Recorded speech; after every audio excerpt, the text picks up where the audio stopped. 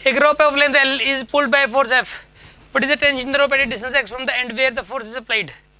सुन आप, यहाँ पे ये स्मूथ सरफेस है, एक रोप है, रोप,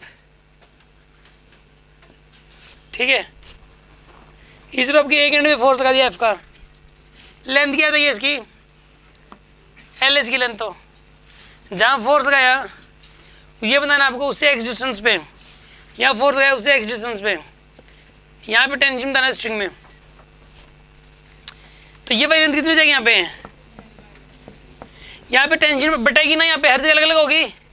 रोप है, ये मास वाली स्ट्रिंग है, इसके अंदर मास है, तो यहाँ पे टेंशन सबसे ज़्यादा होगी, यहाँ पे कम, यहाँ पे और कम, यहाँ पे और कम, यहाँ पे और सबसे कम। समझ आई ना बात आपको?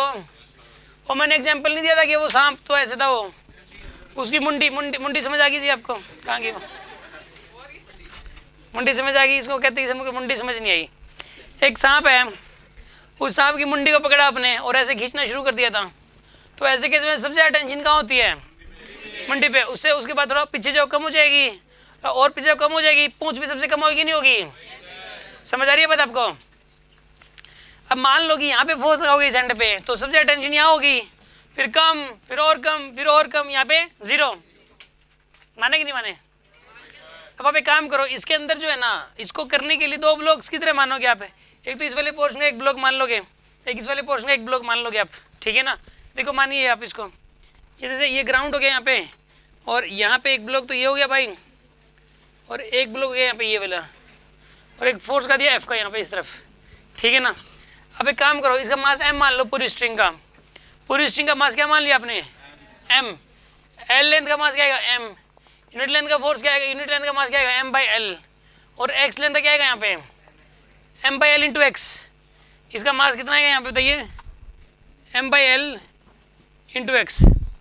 इसका मास बताना कितना हो जाएगा बताइए यहाँ पे, हाँ जी, एल माइनस एक्स लेंथ कितना आएगा यहाँ पे, M by L into L minus X आएगा इसका मास। इसका मास भी आ गया आपके पास, M by L into L minus X, ये इसका मास आ गया। अब पे काम करो, स्ट्रिंग में टेंशन बतानी टी की मान लो आप, टेंशन क्या होगी यहाँ पे, अब सोल्व कर लोगे यार इसको। पूरे यहाँ पे पूरे इस दोनों ब्लॉक का मास कितना हो जाएगा, एक्सेलरेशन कितना होगा, एक्सेलरेशन एफ बाई एम ना। इसका एक्सेलरेशन क्या है यहाँ पे, एफ बाई एम का एक्सेलरेशन है इसके अंदर। अगर एक्सेलरेशन एफ बाई एम का है तो यहाँ पे इतना जो एक्सेलरेशन है और इतनी मास की बॉडी है ये, तो इसमें इस टेंशन की वजह से आया होगा। इस ब्लॉक पे तो एक ही फोर्स लग रहा है टी का, और इसका मास जितना है और इसके अंदर एक्सेलरेशन जितना है, इस टी की वजह से आई है। तो इस टी की वैल्यू एम ए के बराबर हो जाएगी नहीं हो जाएगी बताइए आप? इस टी की वैल्यू किसके बराबर होगी यहाँ पे, एम ए के बराबर। T is equals to M A, mass इसका M by L into L minus X, और यहाँ पे इंटू एफ बाई एम करोगे आप, और सोल्व कर लो, एम से एम कैंसिल हो गया। यहाँ पे क्या आएगा, ये F by L into L minus x. This is the tension in the string, this is the tension in the string. कोई डाउट है किसी के मन में?